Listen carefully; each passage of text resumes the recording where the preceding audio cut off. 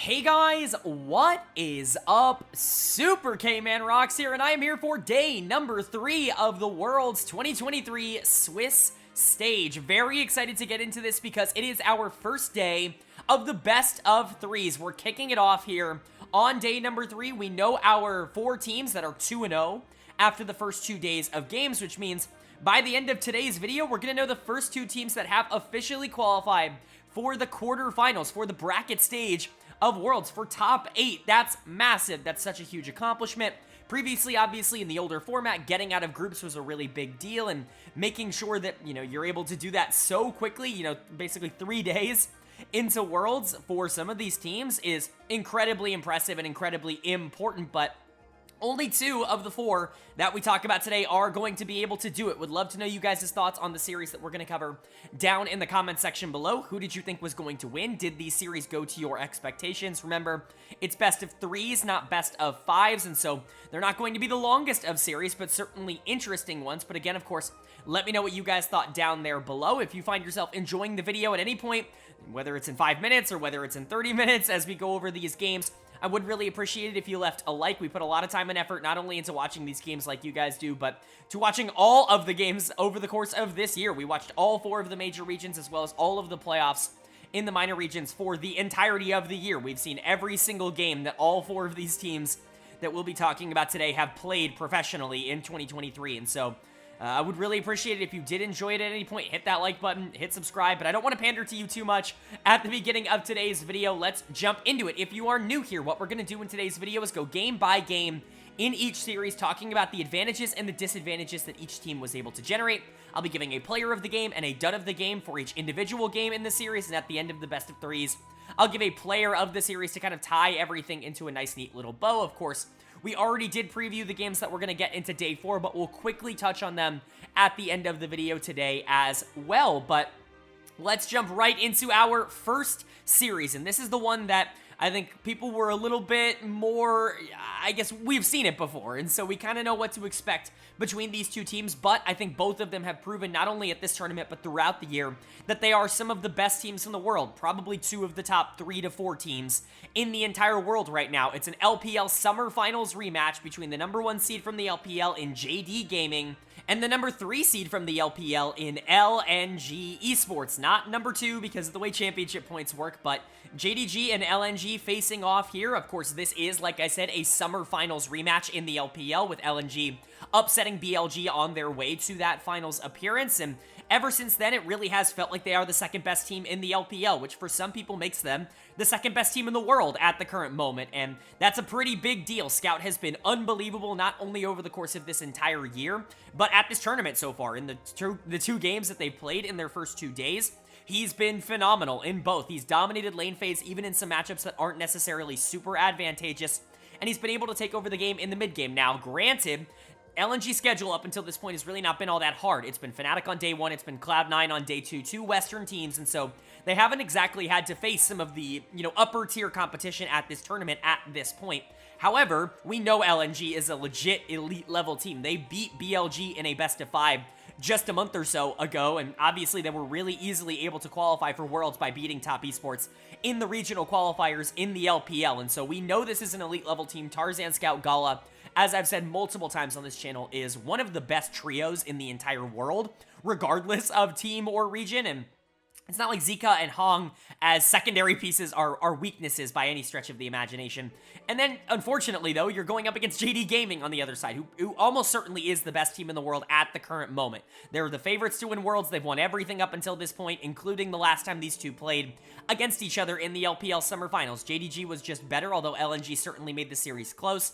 You look at some of these matchups, though, and you could see an avenue for LNG to be relatively competitive. Scout in tonight, it could theoretically be LNG favored if Scout continues to play like a superstar. Ruler into Gala. Gala is one of the few AD carries that I would say could theoretically match the output of what Ruler is offering. Zika into 369 is probably JDG favored. Kanavi into Tarzan is probably JDG favored. Missing into Hong is probably JDG favored, but the 2 most important roles in the game are mid and bot right now, and I would argue that LNG is really strong in those 2 roles, and so you're hoping that they're at least going to be able to keep up. But again, it's a best of 3. You don't need to win 3 games against this team. You only need to win 2, which is doable. it's just very unlikely, right? JDG losing is something that's going to be hard for anybody to predict. JDG was who I predicted in this series because, again, how do you bet against JDG at this point? How do you not just go for them in any series that they're in with how strong they've been? But I do believe LNG is one of the teams at this tournament that could make it interesting. But, of course, we get to go game by game talking about what happened in this series, and that means starting with game number 1. And the winner of game number 1 was JD Gaming. They are going to take the first game of this series. They're going to go up 1-0, taking full control and gaining full momentum, and this is the JDG that we've all expected and that we've all seen over the course of this tournament up until this point. They picked things that were relatively comfort for them, very much opting into a more scaling-oriented playstyle here in the first game, and you know, to LNG's credit, I do think they kind of matched that in draft, although I think they gave themselves a few more options in the early game, and you know, I think that LNG honestly outdrafted JDG in this game. I think there's multiple avenues where I prefer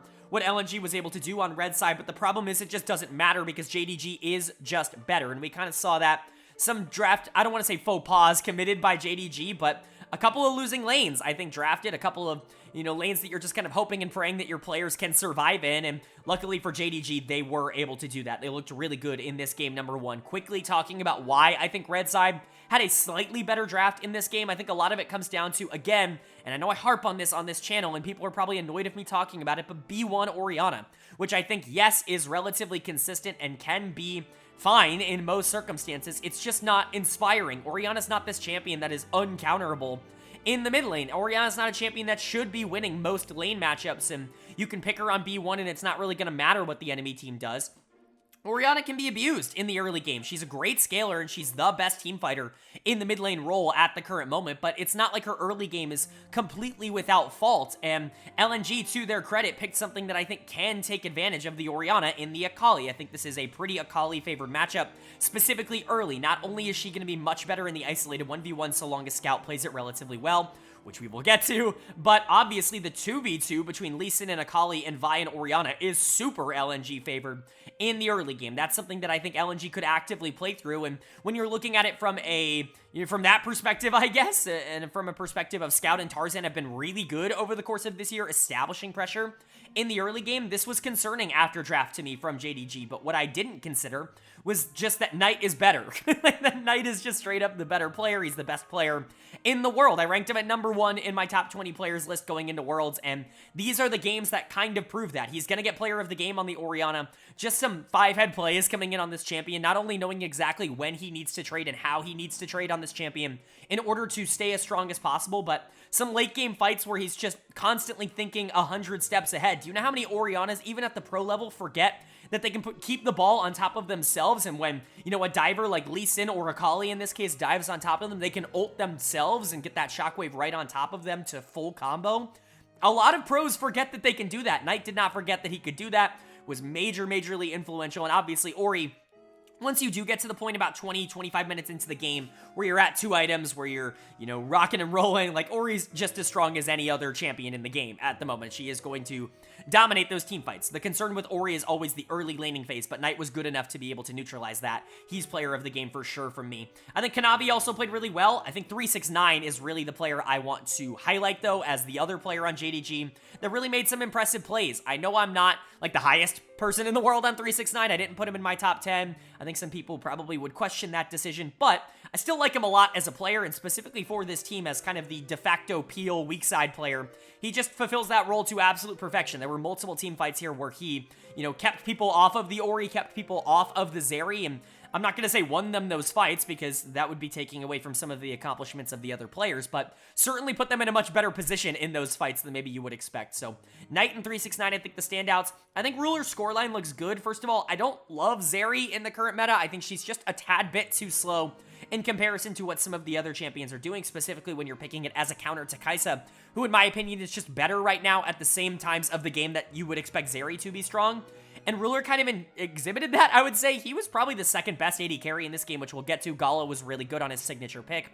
On Kai'Sa on the other side, Ruler made some mistakes in terms of positioning in this game, but it's fine. Knight was really good. 369 was really good. Missing definitely stepped up on the Lulu, which Again, where is this champion? She's super good right now, and I understand. I've talked about it a lot. I know supports are super bored of playing enchanters, and I know a lot of these players probably just want to play engagers, but Lulu's still really good and definitely fits into a lot of comps. We saw the value of Lulu in this game, and then Kanavi was solid as well, but in my opinion, Knight definitely carrying in terms of damage and 369 in terms of utility. And then for LNG on the other side, a couple of good points, I would say. The bot lane was really good in this game. Gala and Hong, I think, both really played well. Specifically, Gala, I think, really had a great game number one. Obviously, it's his signature Kai'Sa pick. It's something that a lot of people warn about when you watch the LPL, and it definitely came to fruition this game. I think if he had a bit more assistance, if there were a little bit more opportunities to potentially get onto the Orianna, if the Cassante didn't play nearly as well, if the Lulu didn't play nearly as well, I could see Kai'Sa potentially taking over some of these fights with how well Gala was playing. The problem was, he didn't have a ton of assistance from the rest of his team. His mid-jungle really just didn't do all that well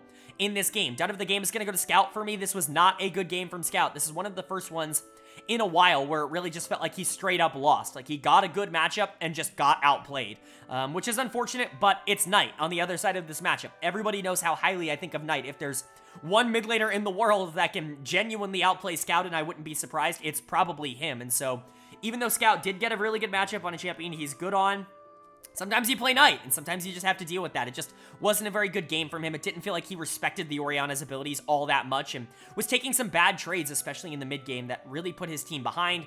I don't think Zika really did all that much on the Camille. I like the Camille being brought out here. I think it's one of the few champions that genuinely is good into Cassante. In the laning phase, people are probably tired of hearing me talk about how good Cassante is and just how reliable he is as an early pick in the draft, because there are very few things that like genuinely beat him early, and he is going to scale, but Camille is one of those in my opinion. I think it's interesting to see it brought out here on R5. I want to see that increased in priority as we go throughout this tournament. I just don't think this was, you know, the performance that kind of backs that up, but I think the champion has merit. Tarzan was fine on the Lee Sin, and like I said, bot lane was good, but LNG just feels a little bit outclassed here in game number one, and now they're on the ropes. They are one game away from losing this series. That's what best of three is. They're familiar with this from the regular season, but you got to be able to step it up here in game two, or else it's going to be a very quick 2-0 sweep, and JDG's definitely going to be looking for that. This was a great game one. Even if their draft wasn't perfect, their execution was near flawless. I do want to see a little bit more out of Ruler, but that's nitpicking at this point. This team is just so stacked around the block that basically one person can underperform every game, and they're still going to have 4 superstar level players in the other roles. So I guess we'll find out now. Is JDG going to be able to close this out in a quick 2-0 sweep, or is LNG going to be able to equalize and bring us to a game 3? Well, the winner of game number 2 was LNG. They are going to take game number 2. They're going to tie up the series here at 1 apiece, and we are going to a game number 3.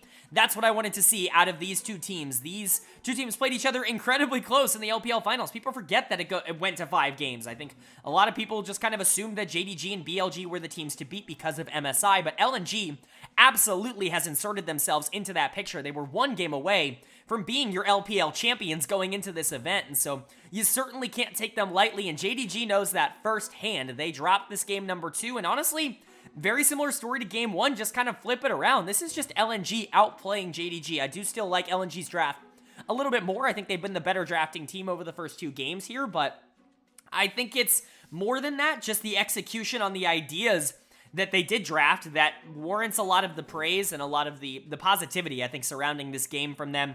A lot of the players who struggled in game number 1, I think, definitely stepped up and kind of rebounded, specifically Scout here in game number 2, who very much returned to Scout form that we know and love, and it really does feel like kind of a duel between these 2 mid laners at this point, with both of them playing well. But let's go ahead and talk about draft. I do want to address first kind of the comments that have been made surrounding Kai'Sa. That seems to be a big part of the discussion just in general, not only around this game, but you know, in the league community at this moment, is that Kai'Sa isn't performing particularly well at Worlds right now. She's not a champion that really has that high of a win rate in the main stage, especially in comparison to something like Xayah on the other side, and people are saying that she's kind of a bait pick at the current moment.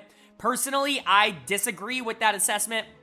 Not that I disagree that Kai'Sa shouldn't be prioritized in the way that she's prioritized right now, because that I do agree with. I very much agree with the idea that the way teams are utilizing Kai'Sa in draft is just not very good. Kai'Sa is the strongest AD carry in the game, but the second strongest AD carry in the game completely beats her in Xayah. I mean, it's just a really bad matchup.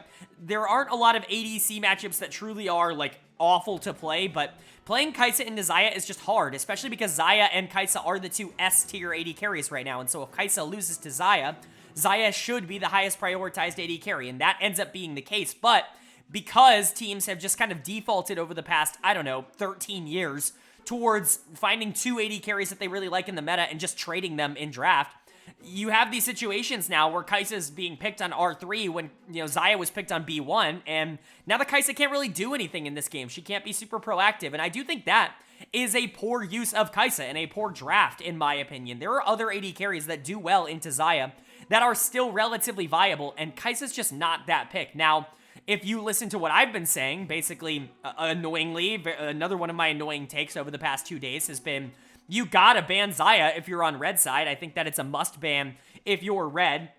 I know a lot of people are talking about how, like, Rumble's a must ban. Completely disagree with that. People are talking about Orianna being a must ban. Completely disagree with that. I think both of those champions are very beatable. I understand Orianna a bit more because she's just inevitable, right? Like, she is going to hit that power spike, and so if you want to play scaling, you want to take Orianna off the board.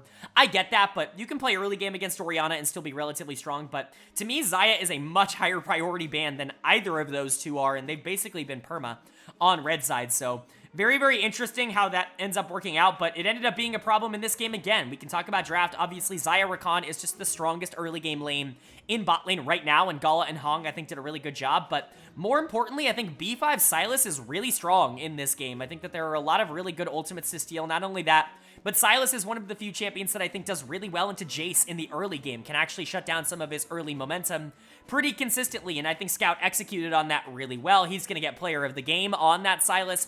I criticized the Sylas early on in the play-in stage. I believe there was a game, I can't even remember who picked him. I can't remember if it was PSG or if it was GAM or if it was BDS, but it was a good team that ended up picking Sylas and then got absolutely decimated on it because they picked him blind and then got completely countered in the mid lane matchup. That can happen. Sylas is not a pick that you want to go into a matchup not knowing what you're getting, but when you do know what you're getting, when you know you're going into Jace, when you see the Jace picked up for JD Gaming and you know they don't want to flex that into 369 on the top side because they haven't wanted to do that all year long. Knight has played a ton of this champion. You can feel pretty confident in going for that Sylas and knowing you can play through mid lane early, and that's exactly what they did. Tarzan had a very good game plan on the Jarvan this game, and I think he executed on it, making sure that that melee Sylas could really start to scale out of control. Really like the draft ideology, and obviously Scout played out of his mind. We talked about how Knight was one of the few players in the world that I would be like, I'm not surprised that he just outplayed Scout.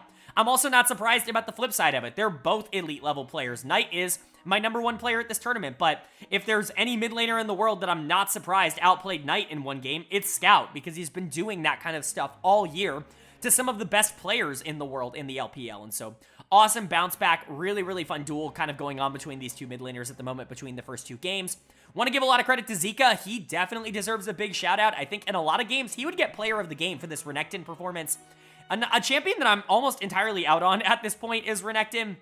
Not because I think that he's bad and awful and just, like, sucks, but because I think there are a lot of really interesting top laners in the game right now, and almost all of them have interesting matchups into him. I think Jax obviously is a problem. I don't think Renekton particularly wins against Cassante, the S-tier top laner, in my opinion, at the current moment, which you did give over to JD Gaming on red side, but Zika just kind of established pressure early, did a good job of making sure that the top side of the map was kind of controlled, and in some of these skirmishes in the mid game made a pretty big impact. Renekton can have a pretty big impact even outside of the laning phase, you know, even after some of the nerfs, and I think that that's the important thing to remember. Zika played really well, Scout played really well, I think Tarzan played well, and of course Gala and Hong played well in that same vein, specifically Hong on this Rakan, who is just, I mean, Rakan is just crazy strong. He's another champion that I think you have to consider a ban on red side because he's just incredibly good, but Xayah and Rakan I think are both kind of in that boat right now. Just a generally good draft and good game from LNG. And then for JDG on the other side, I already talked a bit about kind of the pitfall that they fell into with drafting Kai'Sa. You just lose a lot of pressure on the bot side of the map by doing that, and when you look at the rest of this map, you're not really seeing a ton of other early avenues for that pressure. Jace is something that you want to play through, but you got counterpicked with the Sylas. All of a sudden, that lane is not so favorable, and Jace has a much harder time of being able to generate that pressure in the early game. Maokai's going to fall behind Jarvan just naturally, specifically if Tarzan's playing Jarvan. You know he's going to be relatively aggressive. And you do have a good matchup on the top side. You do have a Cassante that is going to be strong pretty quickly and is going to scale well, but it's not like you really want to play through Cassante. Like, you don't want to get him super fed because there's just not really a lot that the rest of the team is going to be able to do to kind of assist that in this particular comp. And so you don't really have a ton of options if you're not able to get mid or bot ahead, and it just becomes a lot more difficult to do that in this game. Like I said, Knight is going to get my dead of the game because I do think the Jace was pretty poor. Not only was the pick bad, I think that, and the pick's not bad in isolation, it just didn't work out in terms of these comps. LNG countered it, but Knight played poorly. Like, his individual performances this game were just not very good, and that's okay. That's going to happen. Nobody bats 1,000, right? Even Knight, who I consider one of the best players in the world, nobody has had only good games over the course of this year. That's a ridiculous thing to expect, especially when going into a player like Scout, who is more than good enough to be able to take advantage of that. And so Knight struggled a bit. Kanavi struggled a bit. I think in this game, jungle mid in general was just very LNG favored, but it's okay. You know, it's one game, and JDG's kind of on the ropes. They were like this in the finals, though, as well. People tend to forget they were on the back foot. They needed to win that do-or-die game against LNG to be able to become champions, and they were able to do it then. Are they going to be able to do it now, or is LNG going to rewrite those history books and win when it matters the most here, securing their spot in the quarterfinals? One of these teams will be moving on. Who's it going to be? Well, the winner of game number 3 was JD Gaming. They are going to take game number 3. They're going to win this best of 3 series, and they are officially the first team in the main stage to be moving on to the quarterfinals. They are top 8 confirmed, and while that's not a particularly surprising fact to those who watch JDG really at any point this year in any level of competition, it is, you know, fun to see them be able to get the job done. And credit to LNG, I really do think they tried in this series. None of these 3 games were particularly close. You know, LNG dominated game 2, JDG dominated game 1, and game 3 was pretty heavily controlled by JDG throughout, but I think LNG showed a lot of really good things in this series that made me believe that, no, this actually is one of the more interesting teams in the world. They just had to run into the juggernaut that is JD Gaming. This is a very real potential world finals kind of game, and I think that that's really, really fun to be able to see kind of play out in the best of 3 stage. You never know if we're going to be able to get something like this again throughout the tournament, and so really, really fun to see it happen. But let's go ahead and go over what ended up happening here in game number 3. Quickly talking about the draft as we usually start with. Again, for the 3rd time in a row, I think I actually slightly favor LNG's draft in this game. I think that they were the better drafting team over the course of this series, which again just goes to show draft doesn't matter nearly as much, in my opinion, as gameplay. I don't think that that's even really debatable at this point. If you outplay your opponent, you're going to win the game, even with the bad draft. It just is what it is. I don't think any of JDG's drafts have been bad. I just think that LNG's drafts have been particularly good. I think you give yourself a lot of options with a lot of these picks. First of all, I think there is one questionable pick in this draft, and to me that's B2 Nico. I don't really understand why you would go for that in this particular instance. I think Nico has a lot of really good things going for her as a mid laner in the game right now, but I don't particularly love her matchup into Ahri in the laning phase. I think Ahri is just going to be able to generate a bit more pressure and is going to be a bit more active typically on the map as a champion. And when you think about Nico, you think about an early game champion. You think about someone who wants to be able to create some havoc in the early game and then obviously just kind of become an ult bot in the late game. And that's fine for Knight, and we'll talk about why that didn't matter in this game because Knight was just really, really good, and Knight was really good in this series. But you know, Scout picking Ahri on R2, I think, should dissuade the Nico a tad bit. They clearly had a game plan they wanted to go to, though, and they took that. That's really the only pick in the entire game that I feel like was unjustified. Kai'Sa on B1 with Xayah banned out made a ton of sense. LNG actually started to listen to me. They banned out the Xayah on R1, or on red side, I should say, and they end up allowing the Kai'Sa to go through and picking up the Tristana. I think it's a relatively good idea. Allowing something like that to happen where you can still pressure the Kai'Sa early is fine. The problem is that Rakan going through on B3 is not very good for the side of LNG. I think when you're looking at an avenue for JDG to actually be able to fight a lot in the early game, it's around this Rakan, which I think can be really active. You don't really have a champion on your side if you're LNG that's going to be able to easily answer that Rakan in some of these mid-game skirmishes, specifically if he moves early, if he moves at level 4, even if he moves at level 3. I think that could be really, you know, havoc-inducing. They didn't end up doing that in this game, but it was definitely something that was on my radar in terms of drafts. But outside of that, I think it's a lot of good. I think it's just a lot of, you know, smart, solid answers coming in from both sides. But as for gameplay, obviously JDG was able to generate a pretty massive advantage of their own in that department. Player of the game for me in game number 3 is going to go to 369 on the top side. He rolled all 9s in this game for sure on the Aatrox.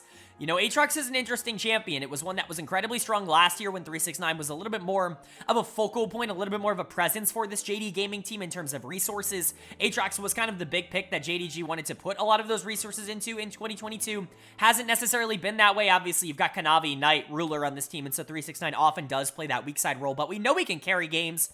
And he did receive a lot more resources in this game on the Aatrox, and he looked really good doing it. This was his best game of the tournament up until this point. Just a really dominant one, really kind of showing that he can still be a primary focal point. And, you know, again, reiterating why this team is so scary. It's because nobody can really, like, stop everyone. You can't stop everyone on JD Gaming. Even if 1 or 2 players aren't playing at a super high level, you probably have 2 more on this team that are playing at a superstar level in any particular game, which just makes them so difficult to end up taking care of. And 369 ends up proving that in this one. He's just better than Zika. He was better than Zika in the regular season, in the playoffs as well. It ends up showing back up here in the best of 3 stage. This Aatrox was devastating, even into something as strong as Cassante.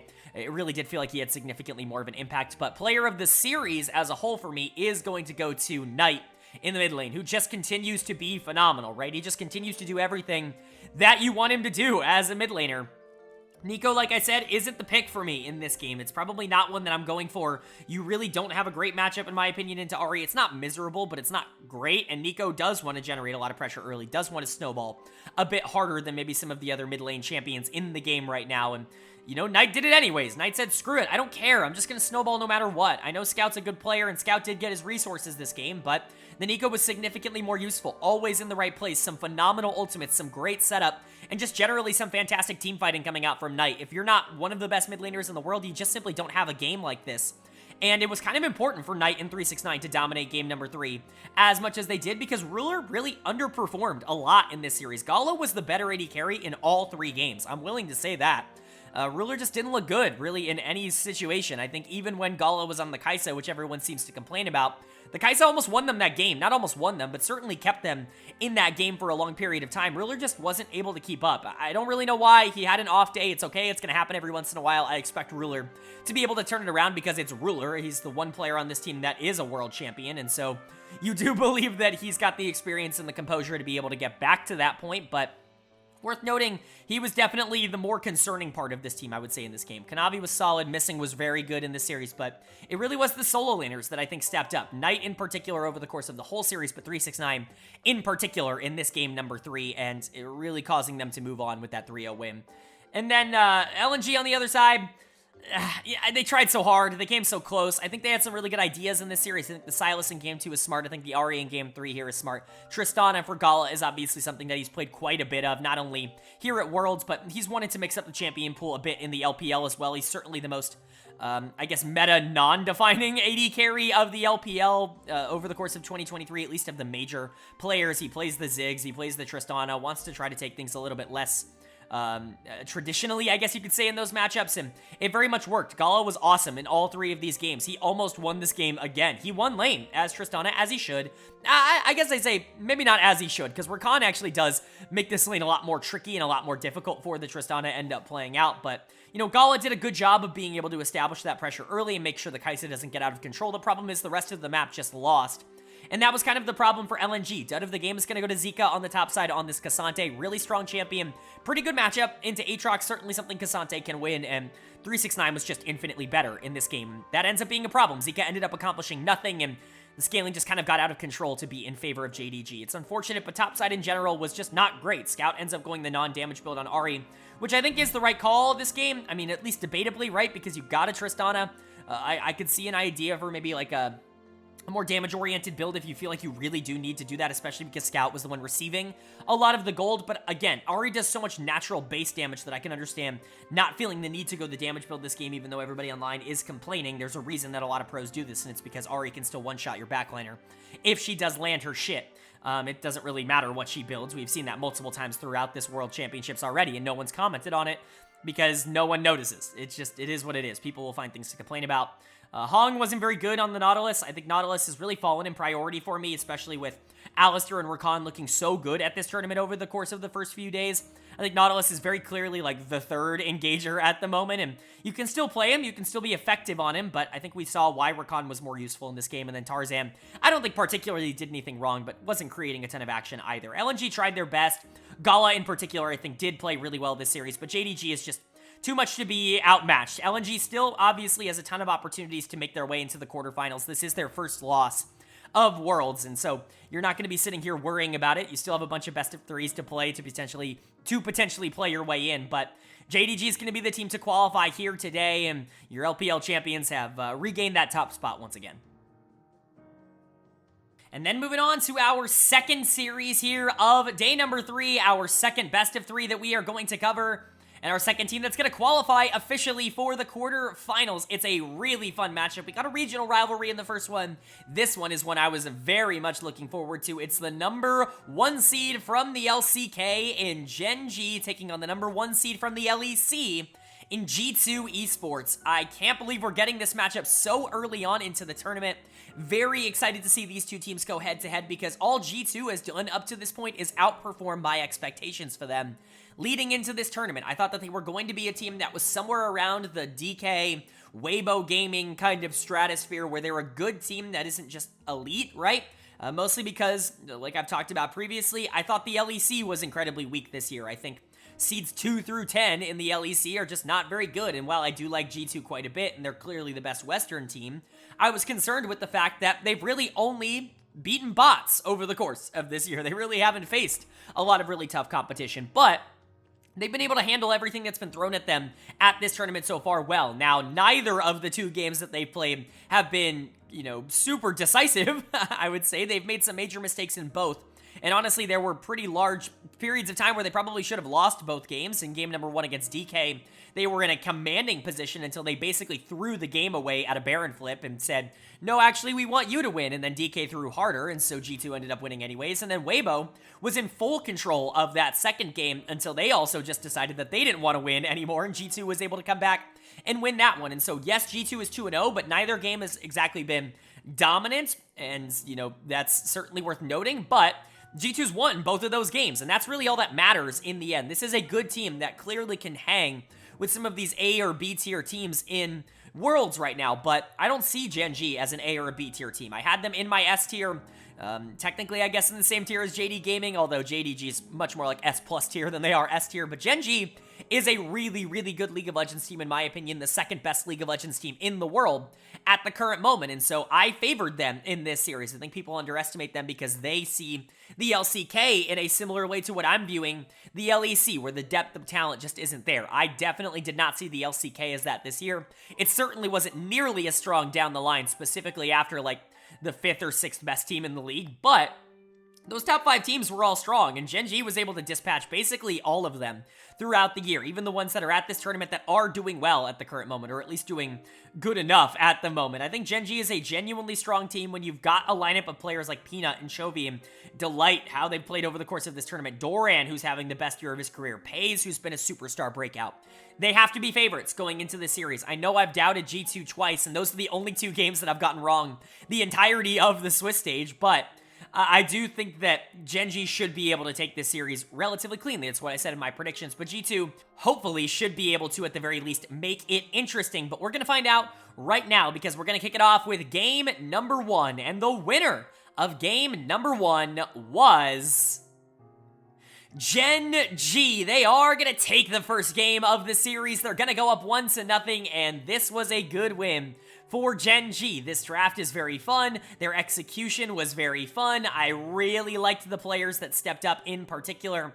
I think G2 has a very non-derogatorily European read on the meta. It just feels like LEC teams have this very specific style of draft that they continuously want to go towards, whether it's G2, whether it's Fnatic, whether it's BDS, whether it's Mad Lions. All of these teams have kind of been playing similar picks at this tournament, and they were playing the same picks in the playoffs, and it just doesn't necessarily feel like they've adapted super well to the meta, which is very ironic, considering the fact that I think it was Mickey X who came out at the beginning of this tournament and was like, we've been scrimming the Eastern teams, and they seem to have a really bad read on the meta.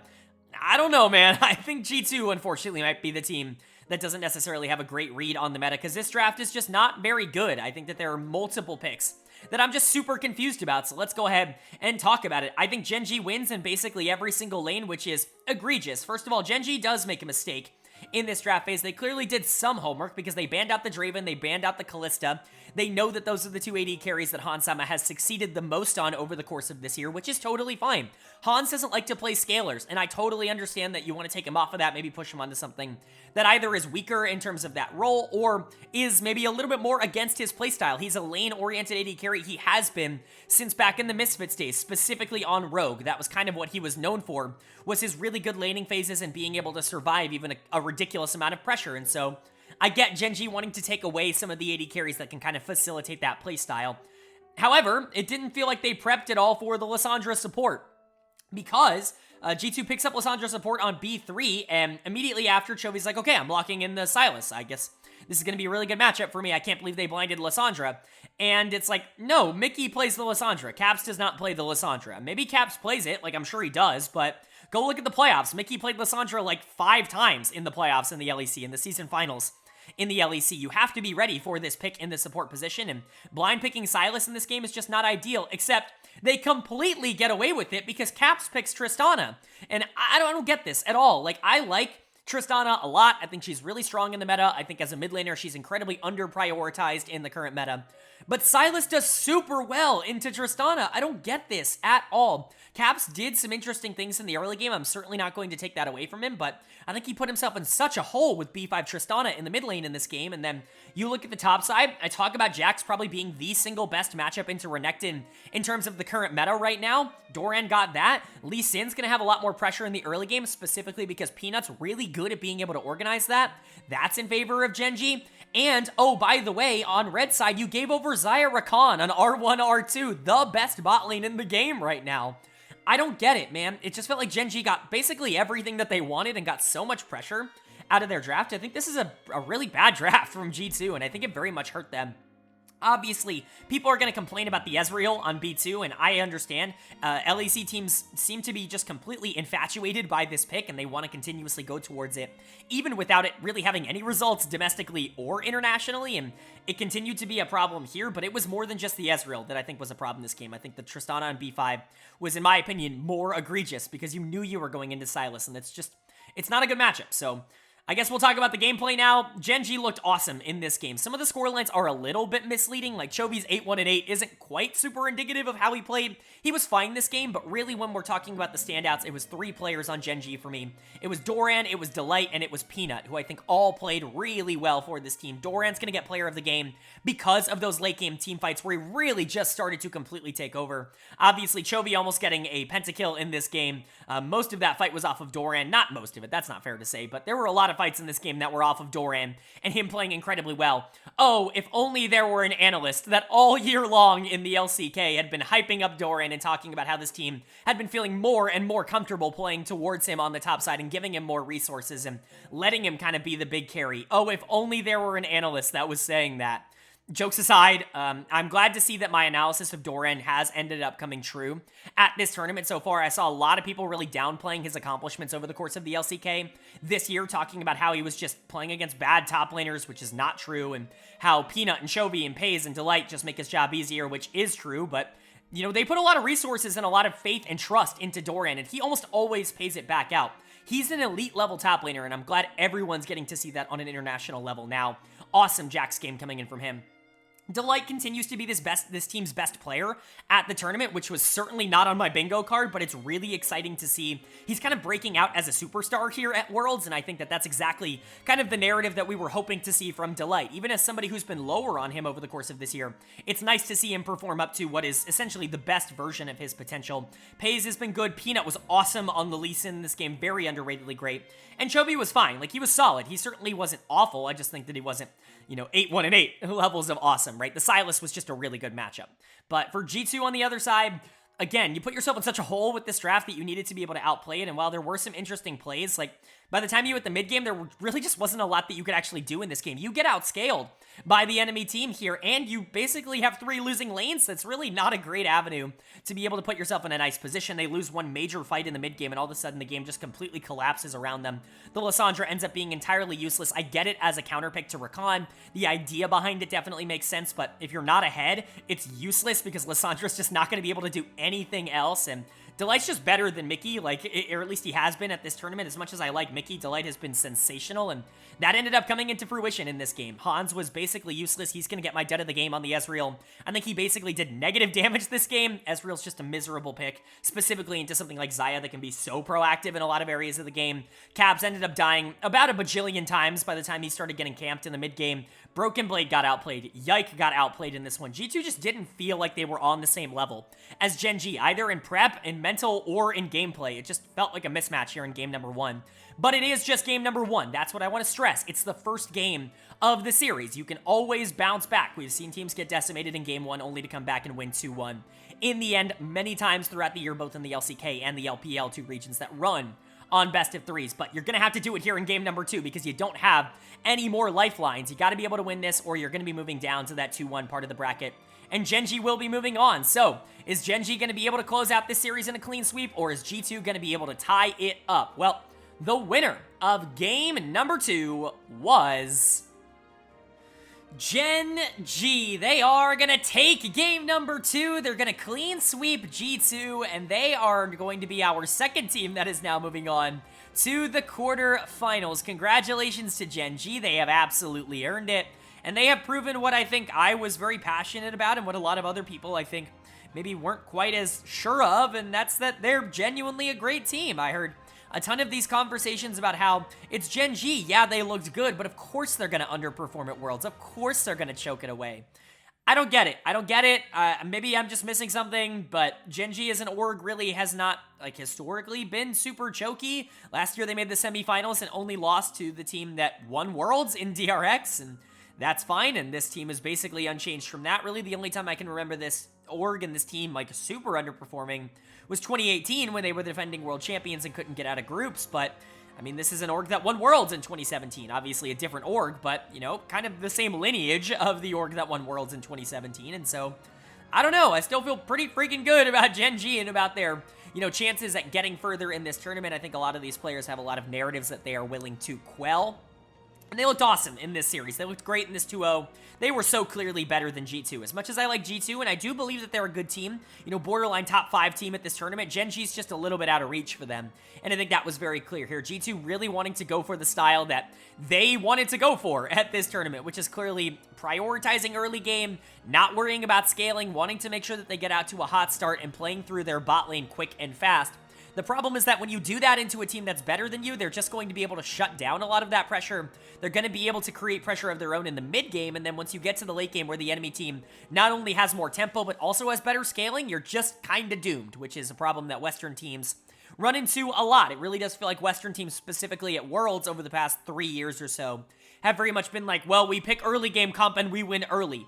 It really isn't that simple, and it's not worked for a lot of Western teams, so it's very interesting to see G2 kind of adapt to that strategy here, but I will say I do like this draft a lot more than game number 1 for them. I think game 1 was, real hard to win. If you were G2, I just think you put yourself in such a bad spot, making some critical errors in draft, but this game I think is relatively fine. Really, the only side of the map that I'm concerned about is the fact that Maokai might have a bit more, problem into Rel if Rel gets ahead, and that ended up being something, but Talia has good prio into Akali. This is a much better counter pick if you're going to go this direction. Cassante is good into Aatrox, talked about that. I think topside in general is just relatively positive and something that they can play through. However, I don't think it's nearly enough to justify the fact that they continuously give Gen.G a lot of the big scaling and consistency options. Yes, Chovy went for something like the Akali, which isn't going to be as consistent as some of the other picks like Orianna in the mid lane that are just very meta right now, but Akali can still do quite a bit. Blind, it's a little bit questionable, but once again, you prioritize the Maokai for your young jungler in Yike and give over Xayah Rakan on red side, which is just, disaster. Like, it's the strongest thing in the game right now. I don't know what else to tell you. Gen.G clearly shows that they can operate it at a super high level. Not only has Pei's been really good on the Xayah, and not only is Xayah just really strong into basically every AD carry in the game right now, but Delight has dominated on Rakan. It is clearly his best champion, and for you to continuously give it to him over the course of both of the games in this series, it just feels like a complete lack of adaptation. And then for you to say, well, we're okay giving over Xayah Rakan because we want to pick Lucian Nautilus. You lose me. You almost completely lose me. Like, yes, Lucian Nautilus maybe slightly is able to generate prio in this lane if you're looking at neutral players, but Pei's is better than Hansama, and Lucian was not able to get off the ground in this game, and that was a problem for G2's draft, and so definitely unfortunate. Player of the game for me, though, in Game 2 is going to go to Peanut in the jungle on this Rell. Rell's a champion that obviously I really like. I like the flexibility. I like the fact that she's really good from ahead, and a lot of junglers really like playing from ahead, and so you want to facilitate that playstyle as much as possible. And man, Peanut's so freaking good. I'm really glad people are starting to change their tune just about how they talk about him as a player. I think a lot of people have generally been like, oh, Peanut's overrated, oh, Peanut's such a choker, oh, the nerves always get to Peanut. It's really never been true. Like, I can understand maybe the SKT Peanut times, you could make an argument about that, but he's been so clutch in all of the LCK finals that he's played in, and he's been good at international tournaments. He was good at Worlds last year, even though people like to point to 1 or 2 games where he wasn't. He was really good for a majority of Worlds last year, and he was really good in this game as well. It feels like people are starting to get back onto the Peanut train. He's been the best jungler in the LCK over the course of this year, and I think that continues to show itself in games like this. He was awesome. Player of the series, though, it's gotta go to Doran. I mean, come on. It's Doran. He dominated on Aatrox in game number 2. He looked awesome on the Jax in game number 1. I'm really glad to see people are also joining me on the Doran hype train. I've been on it basically all year. I've talked about how I think this is the best League of Legends that Doran has ever played as a pro. In 2023, he's been given a lot more responsibility on this team than maybe people would anticipate, and he's been phenomenal with that responsibility. I think that he's going to continue to be one of the best top laners, not only at this tournament, but in the world. Maybe even top 2, right up there with Bin. I think that that's a very realistic possibility for the upside of what Doran can offer as a carry for this team, and I think that that's awesome. 369 obviously in that conversation as well, because of the utility he offers, but Doran is a ridiculously great carry, and he's gonna be given the opportunities to flex that. Doran and Peanut were the stars for me, but Delight continues to be a delight, pun entirely intended. He's been awesome. The best player on this team at Worlds so far. Really, really good. Chovy and Pei's, ironically enough, have probably been the 2 players that we've talked about the least over the course of this run, and if that's the case, if you're going into the quarterfinals and Chovy and Pei's are the 2 that are allowed to underperform the most, I mean, that's insane. That's just how good Gen.G is at the current moment. But for G2, unfortunately, Gen.G's just a little bit out of the stratosphere for you. You just kind of got outskilled in this. I know a lot of people are going to point to Caps playing really well into Chovy in some of these lane matchups, but everything else was a disaster. Yike got humbled in this game. It really was not good. They B1 Maokai in both games, and Yike was bad. He's going to get out of the game here in game number 2. I like Yike. He was really good in their first 2 games against Canyon and Weiwei, who are obviously 2 very good junglers, but Peanut is just kind of on a different level than those other 2 at the current moment, and Yike definitely struggled here when he doesn't have the tempo. When his laners aren't quite in as good of a spot to be able to play around, I do think he's going to struggle a bit at being able to generate that for G2 on his own, especially on a pick like Maokai. You know, we knew him as a carry player going into the year. He's obviously adapted a ton. He's grown a lot into the more facilitative role that he basically played all of summer, but it's still not his bread and butter, right? It's not the thing that got him to the LEC in the first place, and so certainly something to keep an eye on. Broken Blade was not nearly as good as Doran in this one. Broken Blade's been such a massive positive for this team. Maybe the biggest positive outside of Mickey X over the course of this year, and Doran's just better than him, and so it was a little bit of a problem when he was losing lane both games. G2 didn't really know how to respond to that. Hans seemingly just does not want to go towards scaling. Again, I understand it. That's definitely more of the Hansama playstyle, but even things like the Kog'Maw that worked for them in the playoffs, I would be surprised to see them not even try to go towards stuff like that as we go throughout Worlds. If they want to stick to things like Lucian, I think they're going to struggle a bit more against these really good teams in these bot lane matchups, because Mickey can't really do all that much on Nautilus in this game, and, you know, Caps is in a good matchup where he's going to be able to generate tempo, but how much tempo is he actually going to be able to generate once Rell is really strong and going to be able to really negate a lot of those mid-game skirmishes that Taliyah wants to take? All of a sudden, this game becomes a lot more difficult. And so for G2, you know, I think they played fine. I think their drafts were definitely questionable, but their gameplay was more questionable to me. And I think this does expose kind of the flaws that I was pointing out with G2, that they're a really good team that I think is definitely overperforming what the West has, you know, kind of been able to accomplish over the course of this year, but I just think top 4, top 3 is just a little bit too rich for me at the current moment. Top 5, I'm totally cool with, but Gen.G's on a little bit of a different level, and we saw that here. I still think G2 is going to be fine. They're a team that I feel very confident is going to be able to make it out of Swiss stage at this point and into the quarterfinals, but I just don't know if I'm going to feel super confident that they're going to be able to, definitely, win a semifinals matchup if they get a good draw. And then for Gen.G on the other side, this is a really good series. This is what we wanted to see. We wanted to see an LCK team come out and actually look the part. And you know what? Gen.G came out and more than looked the part. They've been dominant. They had an easy schedule-ish up until this point, depending on how you view T1. And they've made it, they've made it work. The G2 has probably been their toughest or second toughest opponent, again, depending on how you see T1. And Gen.G made them look silly in this. And so I feel really confident about them moving on into the quarterfinals. They are one of the top 2 teams in the world. Alright, but that is going to do it for my Worlds 2023 Day 3 overview and analysis video. We covered the 2-2-0 series that we got here today. We know that Gen.G and JD Gaming are the 2 teams that are moving on to the quarterfinals. G2 and LNG move on to the 2-1 series. They're still going to have multiple, opportunities to get themselves in, 2 more at the very least to get themselves into the quarterfinals, and I believe in both of those teams a lot, but tomorrow we're going to be getting our 1-1 games. I'm very excited to see how those end up going. I think that those 4 are very intriguing. If you want to know my full thoughts on those series, you can check out yesterday's video on Day 2, where I do go over all of those games, preview all of them in terms of what I'm expecting and who I'm favoriting. Very quickly, though, I'm picking LNG over Mad Lions, although I think it's the closest of the games to pick here. I'm picking T1 over Cloud9. They should be able to rebound. I'm picking KT Rolster over Weibo because I think that they're just slightly more talented, but Weibo could beat anybody if they show up. And I'm picking Billy over Fnatic because they're just the better team by a pretty considerable margin, probably the least close of the 1-1 games. But I would love to know what you guys think down in the comments section below. Do you agree with my taste? Do you like the analysis? Let me know. If you enjoyed the video, though, please leave a like. It really does mean a lot to me. Lets me know you guys are enjoying the content, and of course, it helps get this video out to a lot more people, which I'm always very appreciative of. If you're new here, hit subscribe. We cover every single game of Worlds on this channel, coming from someone who covered all of the games, every single one, in all 4 of the major regions all year long, with those being the teams that we're watching basically from this point onwards.